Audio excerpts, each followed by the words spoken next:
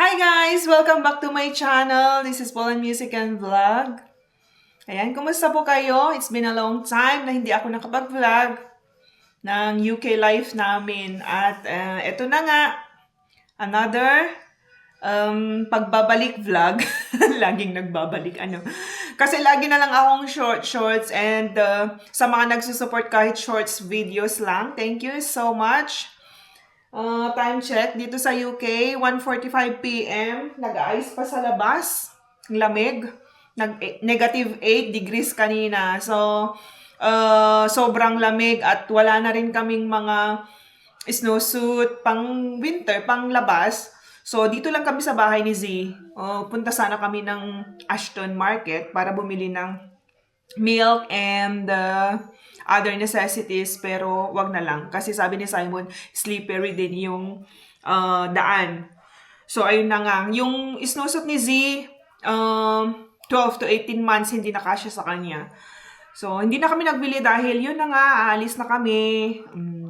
Uuwi na soon sa Pilipinas. Nag-aantay na lang kami ng signal. May email na noon, pero tsaka ako nasabihin, hindi pa Yay! Come here, anak ko. Hindi pa sure, pero hindi pa sure. Ayokong i-jinx. Come here. Hi guys! Kaya anak ko. Mabuti anak ko. Sinasakyan niya to parang kabayo. Hi guys! Hi guys! Look at the camera. Are you camera shy now? Are you happy? Are you happy? Yes. Oh, okay. Are you rich? Are you rich? Are you rich? No? No? You're not rich? Sabi niya last time, sabi namin, are you rich? Sabi niya, yes. Are you poor? Sabi niya, no. I'm one. Are you poor? Are you poor? Sabi ko, no, I'm one. Ang akala niya, are you four? Di garapones. Four. Poor or four? So, yun na nga. Yan yung anak ko. Walang magawa. So, gawa tayo ng boring ang life pag winter. Boring ang life na dito sa UK pag winter, guys. Lalo at hindi naman ako nagtatrabaho. Full-time mom ako. And full-time wife!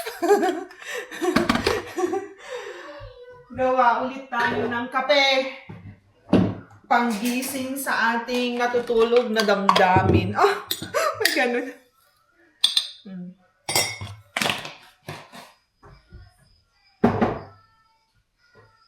Nagba-black coffee na kami ni Simon, kaso bumalik ulit kami ng may gatas. So, naboring kami sa black coffee dahil nga winter. Medyo boring.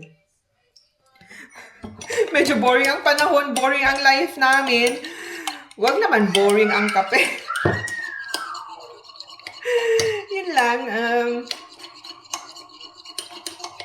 What else? Update. Mag-upload ako mamaya kung paano ko ginawa yung pandesal, guys. Ube pandesal. Lagyan ko siya ng cheese sa loob para yun na rin yung dinner ni Simon sa work kasi paubos na yung bread namin. And dumaan siya sa supermarket. Wala siyang dalang pera. Wala siyang cash. Wala ding card.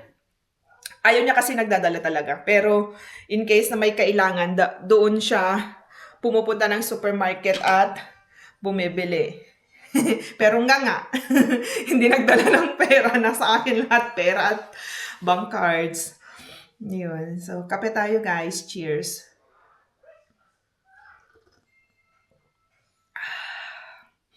Ayan, kumusta kayo guys? Please let me know kung sino pa yung mga nagsusupport dyan. Comment down below. Thank you so much. More uploads soon.